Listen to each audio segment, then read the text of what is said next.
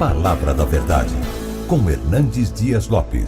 E hoje eu quero partilhar com vocês o texto que está na primeira carta de Paulo aos Tessalonicenses. Tessalonicenses capítulo 4.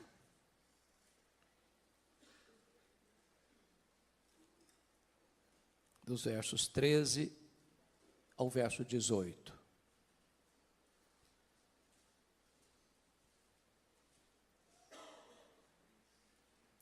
1 Tessalonicenses 4, 13 a 18, lido o texto, mantenha a sua Bíblia aberta comigo, por favor.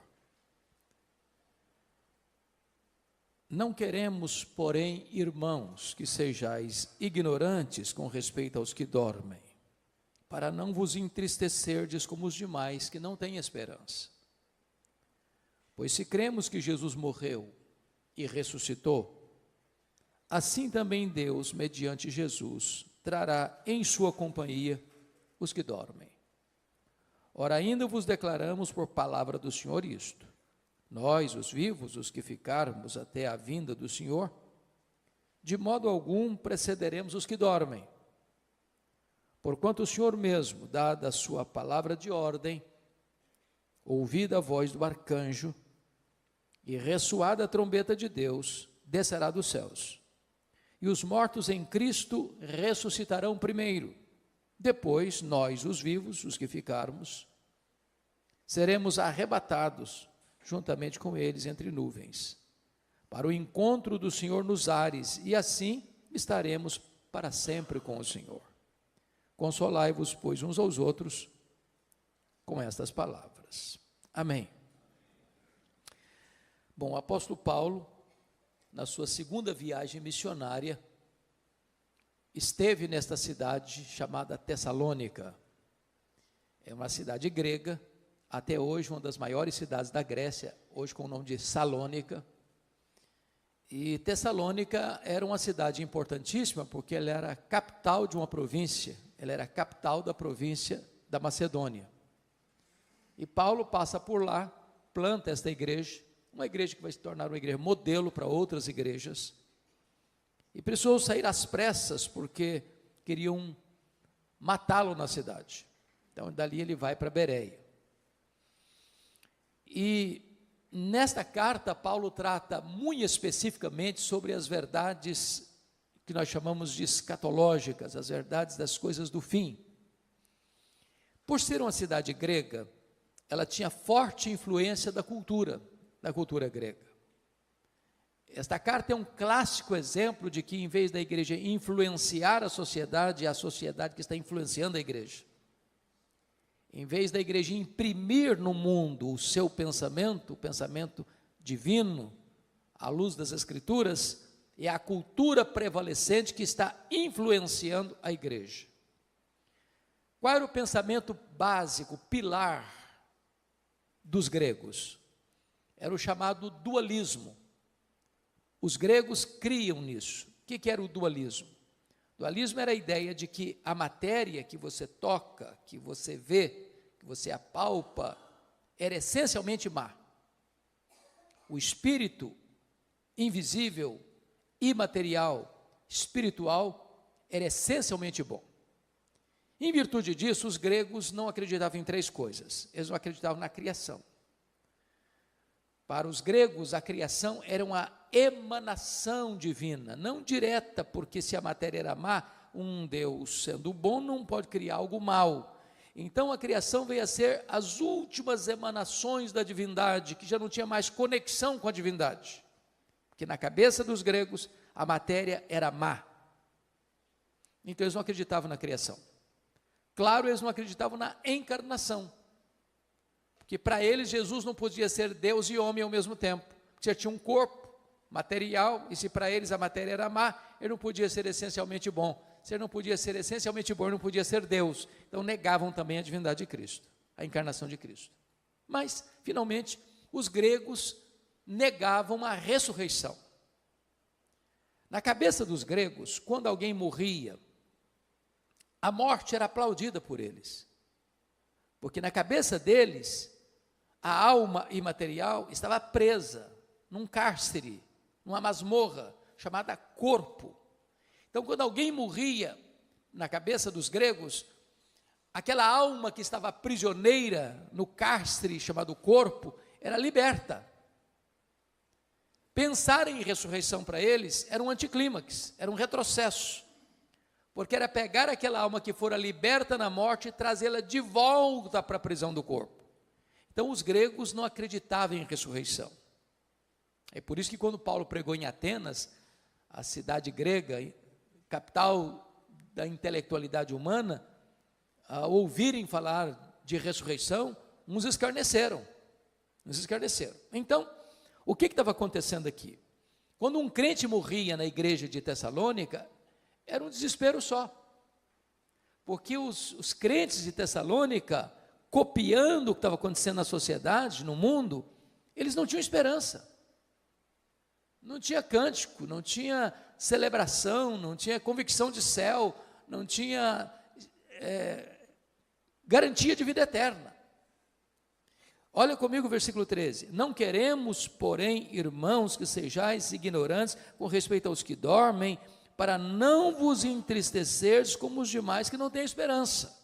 Paulo está dizendo que o mundo não tem esperança, e os crentes não podem viver como o mundo sem essa esperança. Agora, o que ele está querendo dizer aqui com os que dormem? Com respeito aos que dormem, para não vos entristecer como os demais que não têm esperança. E a pergunta que eu faço a vocês: o que é que dorme na hora da morte? É o corpo ou é a alma?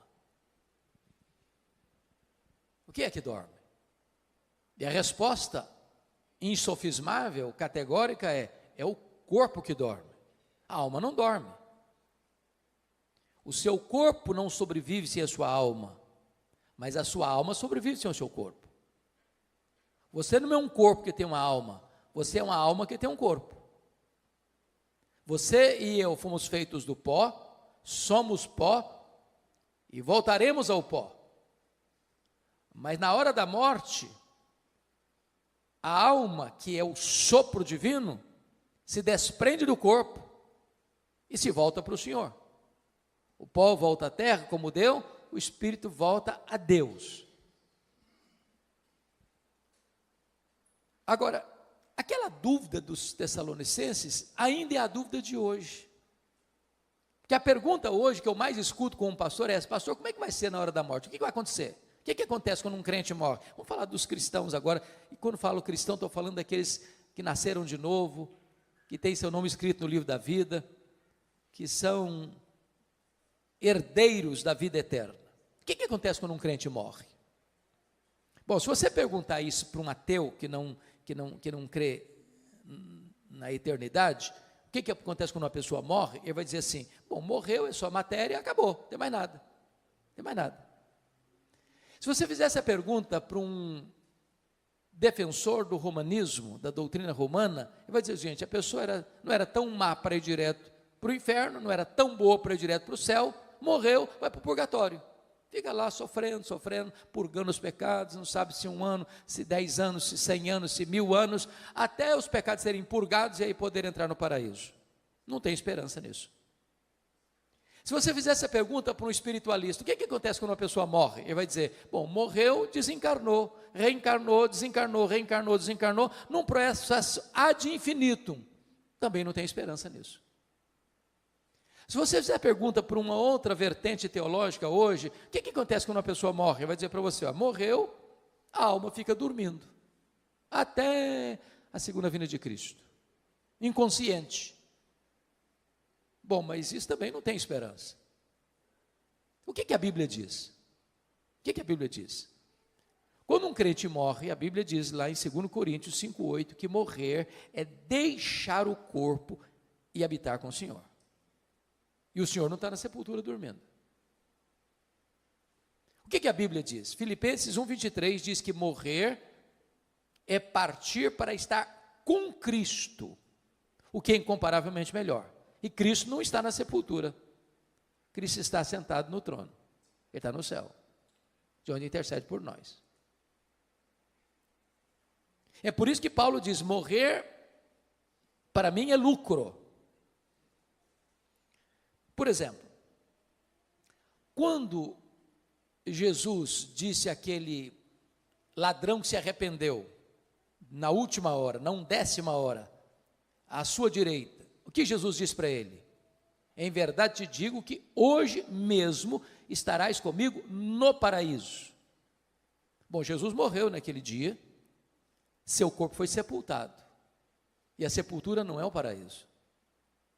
Isso porque Jesus, antes de morrer, disse: Pai, nas tuas mãos entrego o meu espírito. Então, o problema dos tessalonicenses é que eles estavam vivendo sem esperança, influenciados pela filosofia e pela cultura dos gregos, deixando de experimentar e usufruir as verdades consoladoras das Escrituras. Mas uma pergunta que é muito comum fazer, e eu acho que todo pastor que está aqui já escutou isso tantas vezes: pastor, como é que vai ser lá no céu? Já que partir é para estar com Cristo, que é incomparavelmente melhor. Como é que vai ser lá? Nós vamos nos conhecer lá no céu?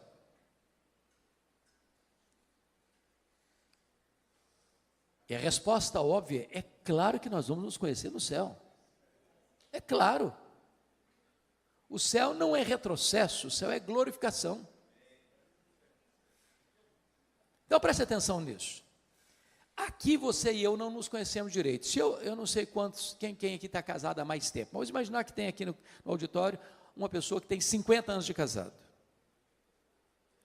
Se eu perguntar para essa mulher assim: você conhece o seu marido? Ela vai responder assim: estou começando a conhecer. Se eu perguntar para o marido: você conhece a sua mulher? Eu falo: rapaz, eu estou arranhando ainda a superfície para conhecer. Os gregos diziam assim: conhece-te a ti mesmo. Os gregos estavam errados. Nem você, nem eu nos conhecemos. Só Deus nos conhece. Eu não sei quanto a você, mas de vez em quando eu fico escandalizado comigo mesmo. Você não fica, não? Falei: meu Deus, mas sou eu que estou pensando nisso, não é possível. Você e eu não nos conhecemos. Agora, lá no céu, sem as limitações que nós temos aqui, de tempo, de espaço, de conhecimento, nós vamos nos conhecer. Pense só comigo, imagine você conviver com alguém a eternidade inteira sem saber quem ela é. Faz sentido isso? Não faz o mínimo sentido. É óbvio que nós vamos nos conhecer. Agora, um detalhe, lá no céu não vai ter as mesmas realidades que aqui. Por exemplo, Jesus disse que lá no céu nem se casa, nem se dá em casamento. Às vezes as pessoas nutrem um romantismo irreal nesse sentido. E eu já vi muito funeral, sobretudo de uma pessoa que já está casada há muitos anos, vai a esposa primeiro, vai o marido primeiro, e um fica lá curtindo, passando a mão assim, a mãozinha já gelada, assim, daqui a pouquinho eu estou indo também, dando a ideia de que vai continuar casado lá no céu. Não vai não. Casamento é só para essa vida. Aproveita, porque depois não tem mais. Alguém diz: ufa, até que enfim também. Ah, que pena, podia prosseguir. Não vai prosseguir. Então, casamento é só para essa vida. É por isso que a Bíblia diz que tem um curso aí, que o curso é bom, mas o título não é bom. Casados para sempre. Não é verdade isso, não tem casados para sempre. O curso é bom, mas o título, penso eu, não foi feliz. Porque a Bíblia diz que casamento é até que a morte o separe. Então lá no céu não tem casamento. Segunda coisa, lá no céu nós não vamos ser famílias nucleares. Em outras palavras, lá no céu você não vai amar mais quem foi aqui, seu pai, sua mãe, seu marido, sua mulher, seus filhos, seus avós, do que você vai amar Abraão, Isaque e Jacó. Lá nós não vamos ser famílias, José, Pereira, Silva, Oliveira. Não, lá nós vamos ser uma única família, lavada no sangue do Cordeiro. Agora, Paulo não diz o seguinte: nós não estamos aqui especulando. Não é uma questão de especulação. Olha comigo o versículo de número 15, quando ele diz: e sabeis também vós, não, desculpa, o vento bateu aqui, mudou minha página, 4:15. Ora, ainda vos declaramos por palavra do Senhor isto, não é especulação, não é uma teoria, não é uma opinião de um teólogo, é revelação de Deus. Isso é o que Deus revelou.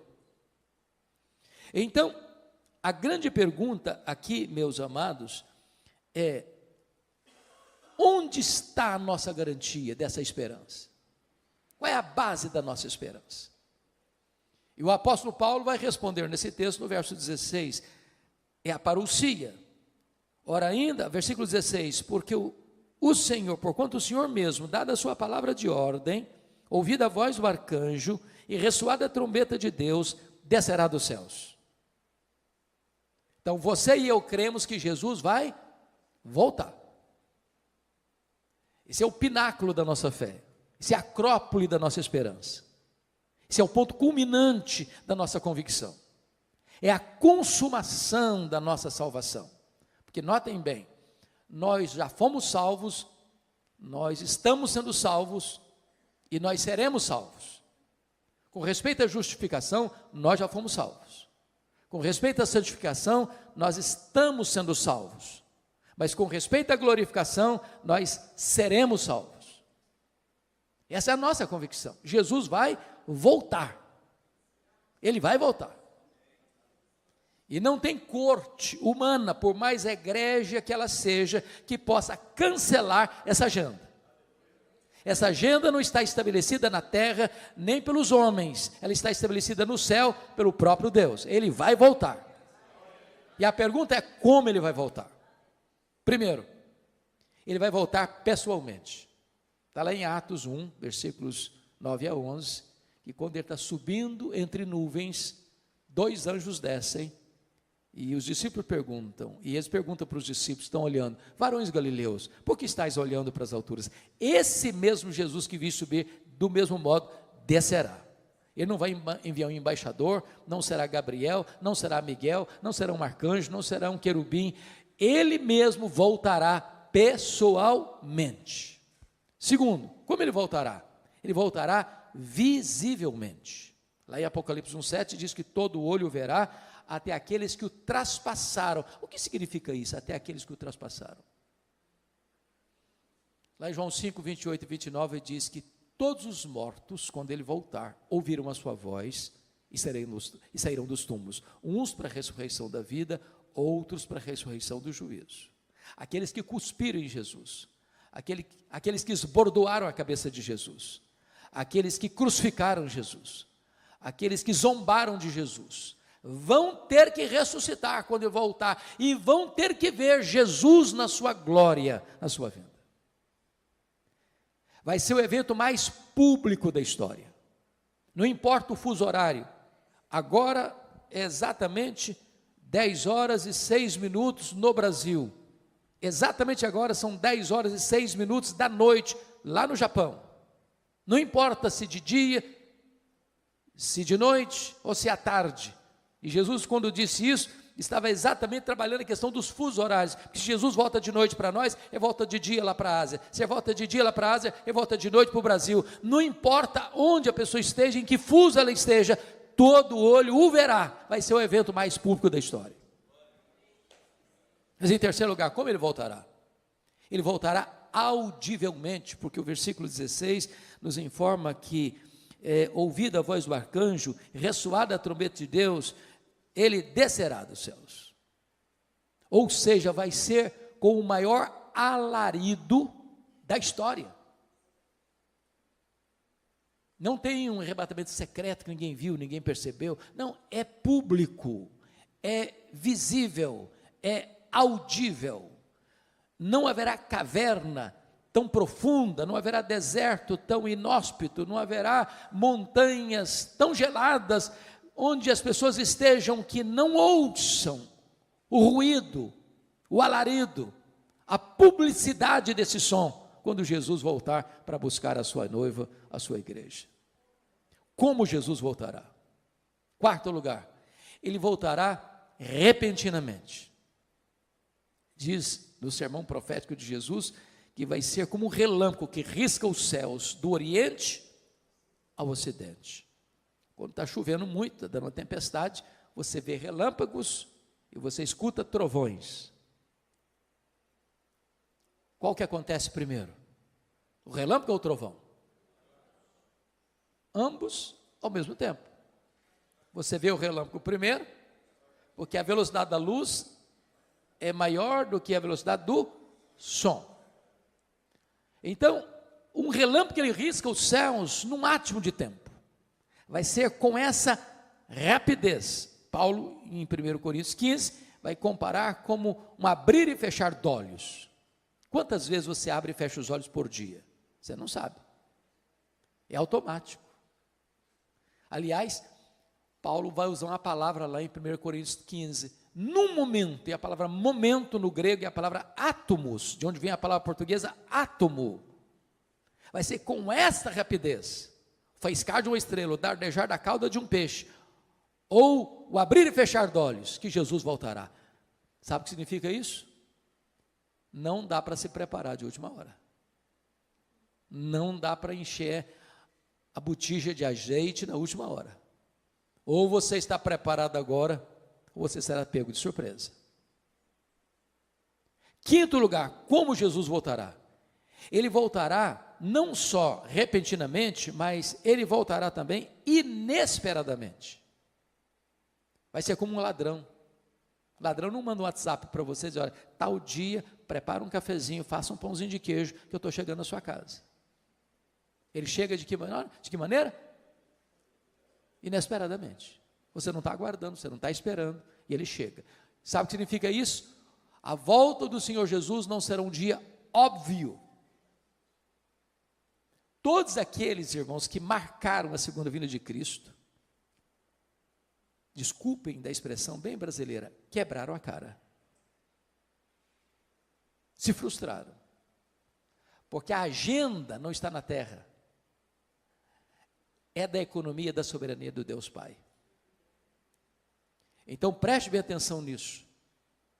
O que a Bíblia diz que se o chefe de família soubesse que horas que o ladrão chegaria, ele se prepararia e não permitiria que ele entrasse. Vai ser assim. Vai ser um dia comum.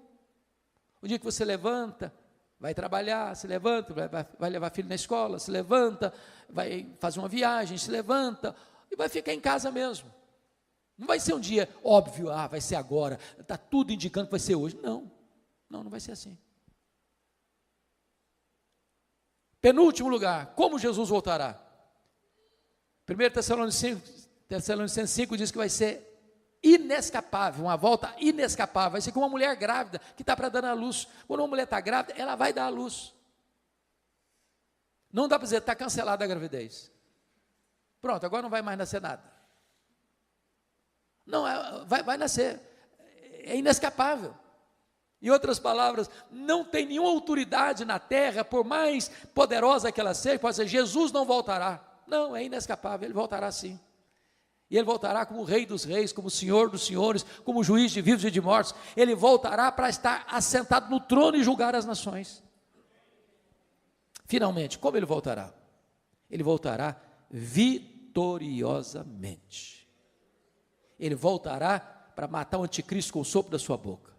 Ele voltará para lançar no lago do fogo o anticristo e o falso profeta.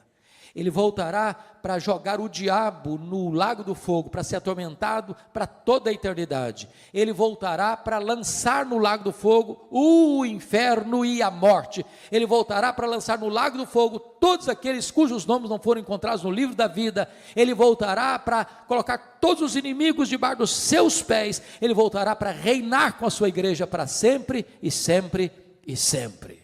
É uma vinda vitoriosa. Isso é um pilar da nossa esperança. Jesus voltará. E é curioso que Paulo diz assim, preste bem atenção nisso. Versículo 15. Ora, ainda vos declaramos por palavra do Senhor isso, nós os vivos, os que ficarmos até a vinda do Senhor. Paulo era o maior teólogo. e é ainda considerado o maior teólogo da história do cristianismo. Mas ele esperava a segunda vinda de Cristo para os seus dias. Há muitas pessoas que hoje, do alto da sua sapiência teológica, dizem, não, esquece, vai demorar mais de 500 anos ainda, vai demorar mais de 1000 anos ainda. Nenhum de nós tem essa autoridade para dizer isso. Aliás, nós deveríamos estar na ponta dos pés, na linguagem de Pedro, na segunda carta, capítulo 3, aguardando e apressando o dia da vinda do Senhor, e dizendo, Maranata, ora vem, Senhor Jesus.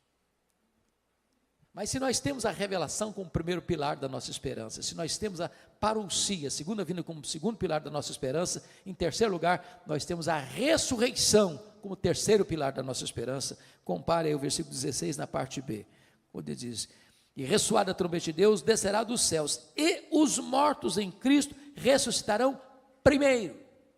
A grande pergunta é, primeiro em relação a quem?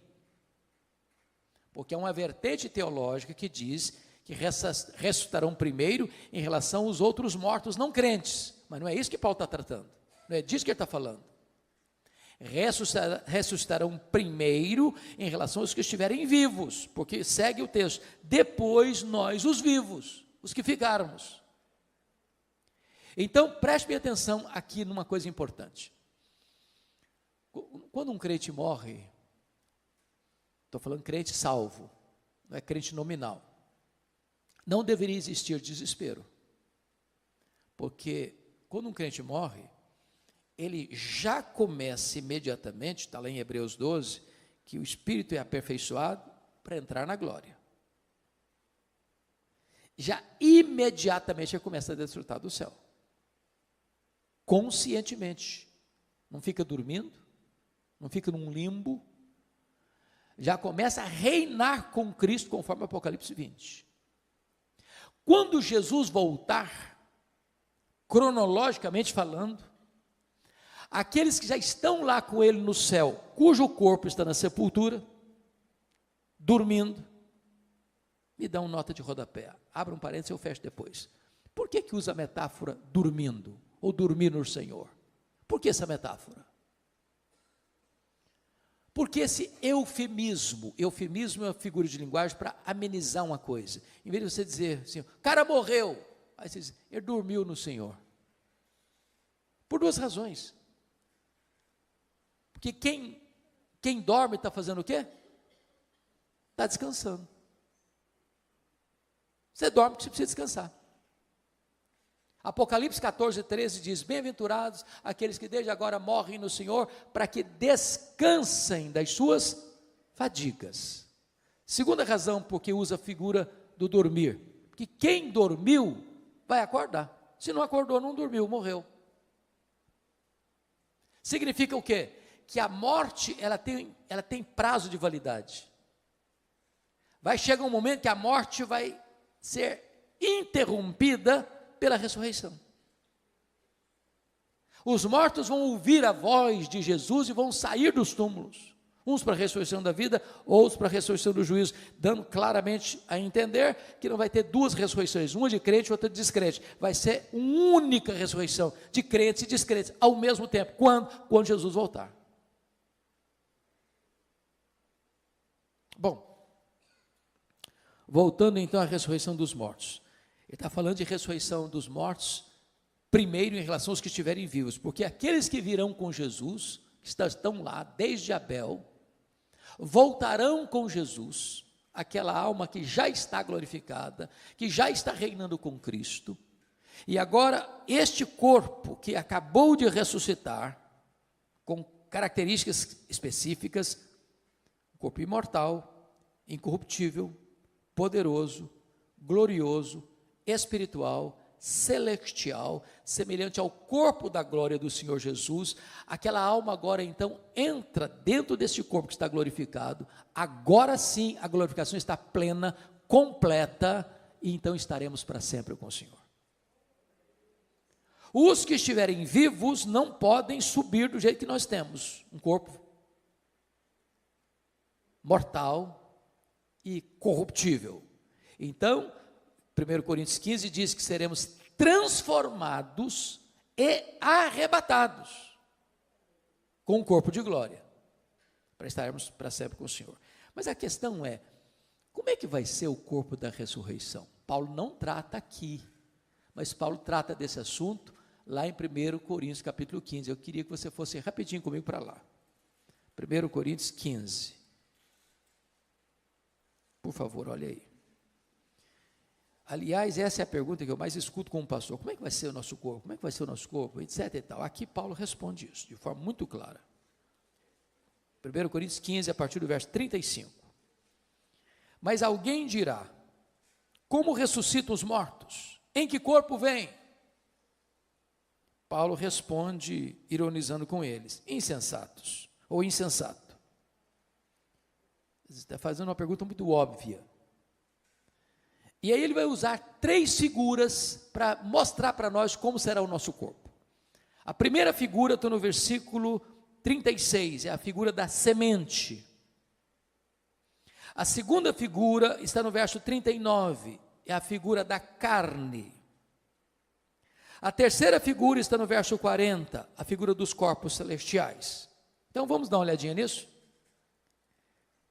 O que Paulo está dizendo no versículo 36 é o seguinte, que quando um crente morre, o corpo dele é uma semente. Quando você semeia na terra uma semente de milho, de feijão, de soja,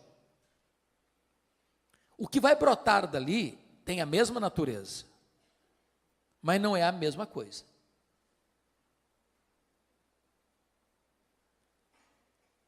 Então, ele vai explicar isso melhor a partir do verso 42. Ele diz assim: semeia-se corpo na corrupção, ressuscita-se na incorrupção. O que é isso? Esse corpo seu e meu aqui, ele nasce, cresce, envelhece e morre. Às vezes a pessoa morre no processo, né? Morre na infância, morre na juventude, morre na fase adulta.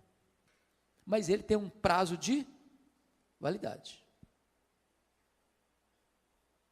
Esse corpo nosso aqui fica velho, cansado, senil, caquético e morre. Esse corpo aqui tem fraquezas que vão se avolumando. Por exemplo, nós temos fraquezas físicas, querendo ou não, o tempo vai esculpindo em nosso rosto algumas rugas indisfarçáveis. Falando baixinho, as mulheres são mais espertas do que os homens. Elas driblam isso um pouco melhor com um bom cosmético. Às vezes se acorda de manhã, é um caos. Depois de um bom cosmético, vira um cosmos. Daqui a pouquinho uma cirurgia plástica ajuda muito. Mas chega uma hora que ainda que o famoso cirurgião plástico Pitangui ressuscitasse dos mortos, não teria mais jeito. As mãos já estão trôpegas, os joelhos bambos, as pernas fracas, os olhos embaçados. E diz os entendidos que cada fio de cabelo branco que brota na sua cabeça é a morte chamando você para um duelo. Eu acho que até um exército acampado ao meu redor. Temos fraquezas físicas. Os seus e os meus fugiram todos, mas a barba está aí para não deixar você escapar. Temos fraquezas emocionais. Há momentos na vida que você se desespera. E você nem consegue chorar, você só consegue gemer e dizer, meu Deus, eu não aguento mais. Temos fraquezas morais. Você e eu já prometemos para Deus, com lágrimas nos olhos, meu Deus, eu não vou cometer mais esse erro, eu não vou cometer mais esse pecado. E daqui a pouco você se flagra cometendo o mesmo erro, o mesmo pecado. Não é porque faltou para você sinceridade, não, faltou para você poder. Somos fracos. Temos fraquezas espirituais, somos um ser ambíguo, paradoxal, contraditório. O bem que queremos fazer não fazemos, o mal que não queremos praticamos. Somos fracos. Eu, quando passo pelas livrarias, e eu faço isso praticamente toda semana, procurando ver o que está saindo de novo, e vocês todos sabem que os livros mais publicados no Brasil e no mundo são livros de autoajuda. São livros que dizem assim para você: você é forte, você tem a força, você é um gigante. Basta você acordar, você é um gigante. E a Bíblia diz exatamente o contrário. A Bíblia diz que nós somos fracos. Mas muito fracos. A Bíblia diz que Deus conhece a nossa estrutura e sabe que somos pó. Então, esse corpo aqui, não adianta congelar, não adianta inventar. Não, ele vai envelhecer mesmo. Vai ficar enrugado mesmo. E quem não quiser ficar velho, é só morrer na infância também, está resolvido o assunto. Então, a semente que você joga é de um corpo corruptível.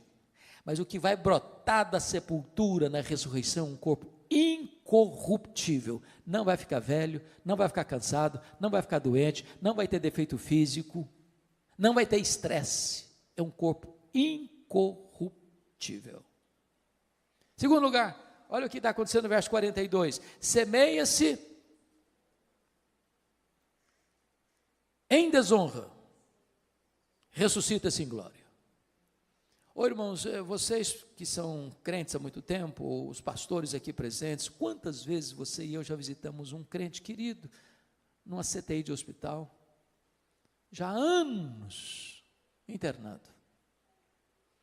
Maurício está aqui, e seu vovô, irmão tão querido, Lair Boechat. Quantos anos, Maurício, você ficou 7 anos em coma. 7 anos em coma.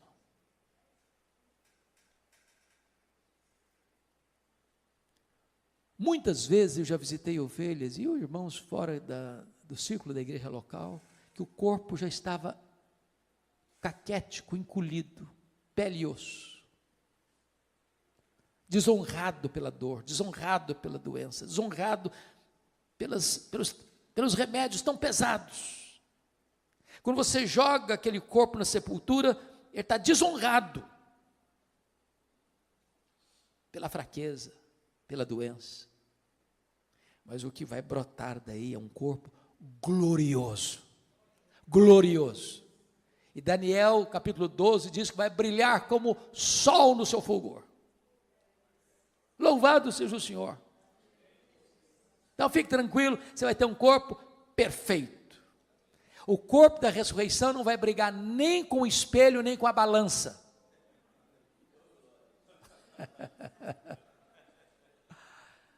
Terceiro, olha o versículo 43. Semeia-se em fraqueza, ressuscita-se em poder. Eu acho incrível, irmãos, o ciclo da vida. Nasce um bebê, pensando lá na roça. Eu fui criado na roça, então alguns aqui também, possivelmente, de igual modo.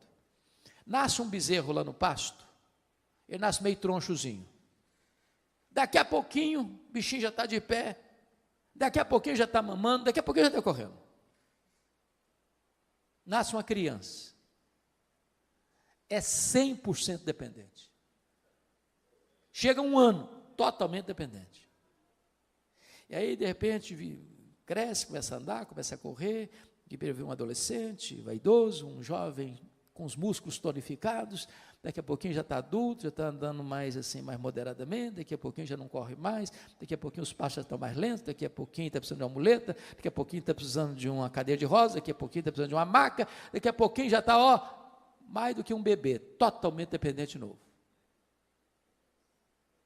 Semeia-se em fraqueza, ressuscita-se em poder. Você quer saber como é que vai ser o nosso corpo poderoso? Olha o corpo de Jesus ressurreto. Ele entrava numa casa fechada, sem precisar abrir a porta. Ele saía lá de Jerusalém e aparecia lá na Galileia, 154 quilômetros, sem precisar percorrer o trecho. Ele foi assunto aos céus com o seu corpo glorificado. Agora deixa eu fazer uma perguntinha. Onde fica o céu? A que distância o céu está da terra? O nosso universo, O nosso universo, diz os estudiosos, tem mais de 93 bilhões de anos-luz de diâmetro. Sabe o que significa isso? Se você voar à velocidade da luz, 300 mil quilômetros por segundo, nessa velocidade você demoraria mais de 93 bilhões de anos para chegar lá. Onde está o céu? Pergunto a vocês, com que velocidade Jesus voltou para o céu? Velocidade da luz? 300 mil quilômetros por segundo? Se ele voltou na velocidade da luz, ele está logo ali na esquina do universo ainda, depois de 2000 anos. Sabe o que significa que nós teremos um corpo poderoso? Significa que novos céus e nova terra será todo o ambiente do nosso habitat. Vou dar uma puladinha no céu, dar uma puladinha na terra. Quanto tempo um anjo gasta para vir do céu à terra? Quanto tempo? Sabe o que significa isso? Nós não estaremos como os anjos, como o corpo ressurreto de Jesus, sujeito às mesmas leis que nos governam agora. É por isso que o hino diz, nem metade da glória celeste jamais se contou ao mortal. Mas vamos à segunda imagem, à segunda figura? Como é que vai ser o nosso corpo? Confira aí comigo agora o versículo 39. Nem toda a carne é a mesma, porém uma é a carne dos homens, outra é a carne dos animais, a outra a carne das aves, a outra a carne dos peixes. Uai, Paulo, eu não estou te entendendo agora. Será que Paulo está dizendo aqui que também os animais, as aves e os peixes vão ressuscitar? É disso que ele está tratando?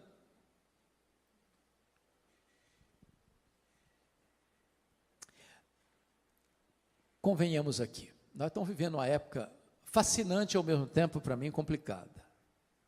A fase dos pets. Eu não tenho nenhum problema com quem tem pet, eu amo animais. Quem tem, diz Provérbios, tem que cuidar bem. Mas eu acho que a nossa geração está confundindo um pouquinho, está passando um pouquinho dos limites. Você acredita que tem gente que dorme com um cachorrinho na cama, debaixo do mesmo cobertor, abraçadinho?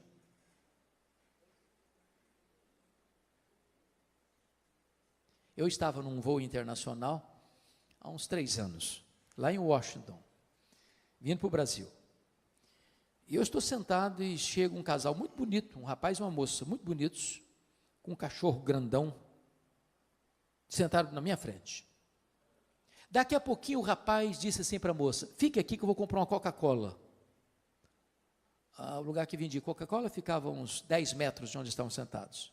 Quando o rapaz saiu, a moça lascou um beijo na boca do cachorro, mas daquele beijo cinematográfico. E eu fiquei olhando espanto, falei, meu Deus, mas é muito mau gosto dessa menina. Está doido, senhor.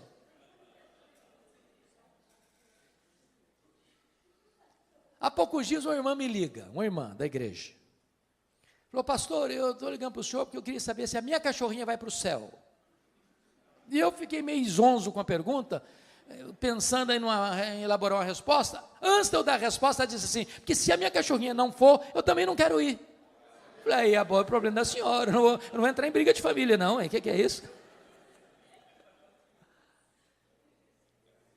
Eu tenho um colega, pastor presbiteriano, calvinista, reformado, que foi fazer um casamento de uma ovelha dele, e ele não está sabendo de nada, o coitado, pego de surpresa. Na hora das alianças, sabe quem levou a aliança ao altar? A cachorrinha da família. Mas está demais, está não? Ô gente, eu sinto muito, mas informar isso. Deus criou 3 tipos de seres: os anjos, os homens e os animais. Voláteis, terrestres e aquáticos. Os anjos são espírito e não têm corpo. Eles não morrem. Os homens têm corpo e espírito. Morre o corpo,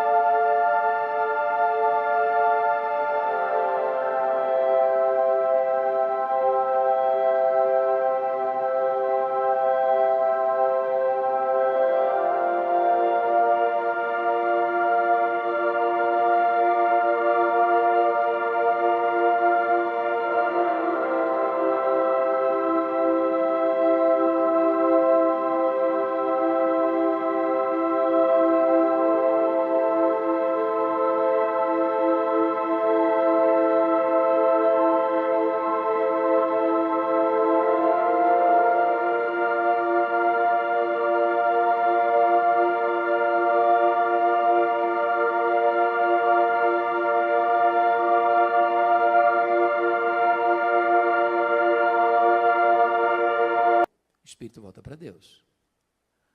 Os animais voláteis, terrestres e aquáticos têm corpo e não têm espírito. Morreu, acabou. Jesus não foi para a cruz para redimir cachorro, peixe e papagaio.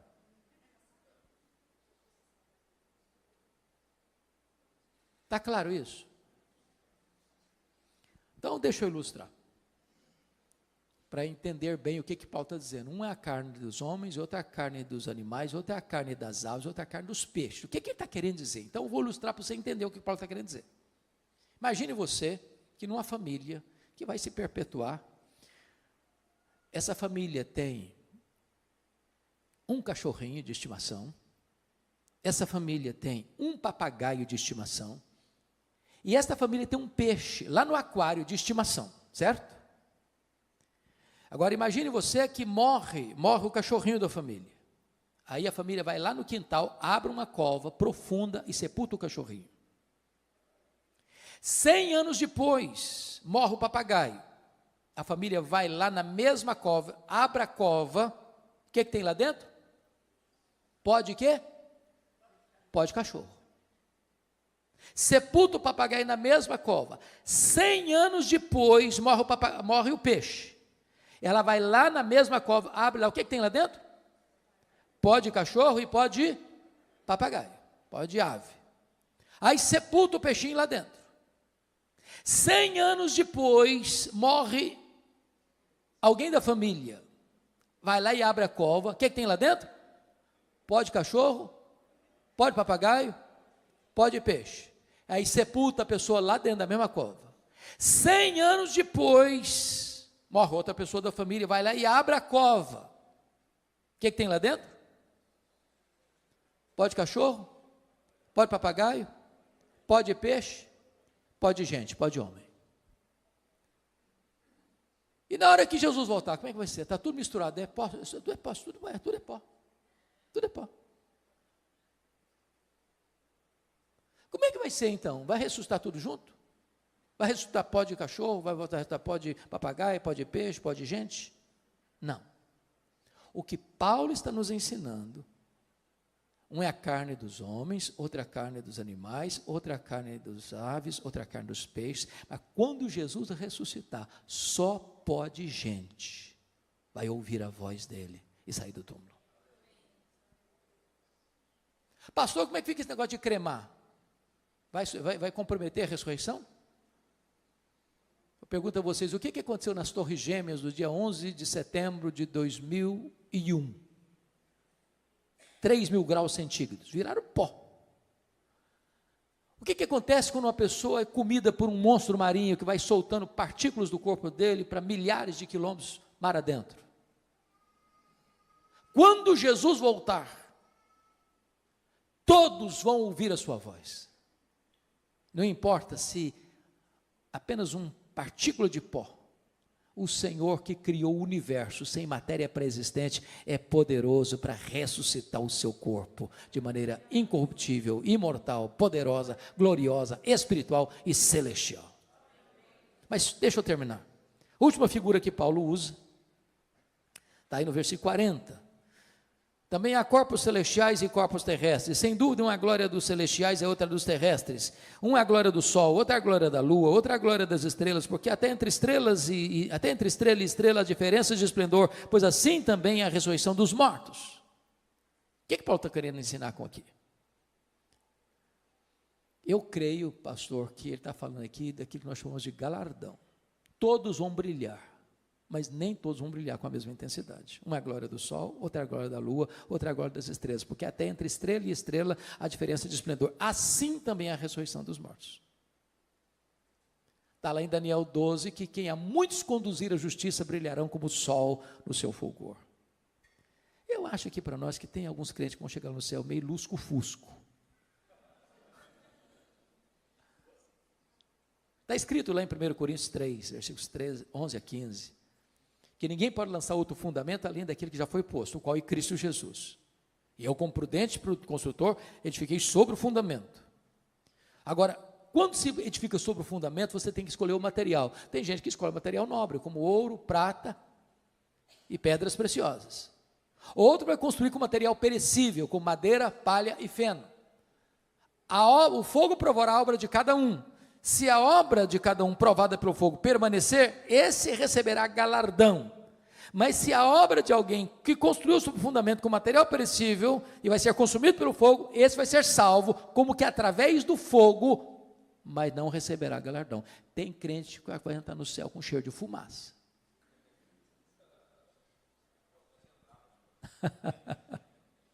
Com cheiro de fumaça. Preste atenção nisso. A salvação é de graça, mas o galardão é recebido pelas obras. Você não foi salvo para cruzar os braços e aguardar Jesus voltar. Você foi salvo para servir, para ser um canal de bênção, para ser um embaixador das boas novas, para ser um ministro da reconciliação, para levar a esperança da salvação para outras pessoas. Voltando para Tessalonicenses para encerrar, eu só queria chamar a sua atenção, que depois então da ressurreição, está escrito, eu fecho aqui agora, o que vai acontecer? E depois nós, os vivos, os que ficarmos, seremos arrebatados juntamente com eles entre nuvens para o encontro do Senhor nos ares, e assim estaremos para sempre com o Senhor. Então, revelação, parousia, ressurreição, reunião. E ele termina dizendo, consolai-vos, pois, uns aos outros, com essas palavras. Ele começa com uma igreja triste, sem esperança, por não conhecer a verdade, e ele termina com consolo, dizendo, agora vocês que foram instruídos na verdade, sejam agentes de consolo para as outras pessoas. Meus irmãos, consolo não é uma coisa que vem de dentro, não é autoajuda. Consolo é aquilo que emana de cima, que emana das Escrituras, que procede da verdade de Deus. Se nós cremos nisso, então não temos motivo para ficar desesperados. Nós temos motivo para sermos consolados e nos tornarmos em consoladores para outras pessoas. Que Deus nos abençoe. Amém.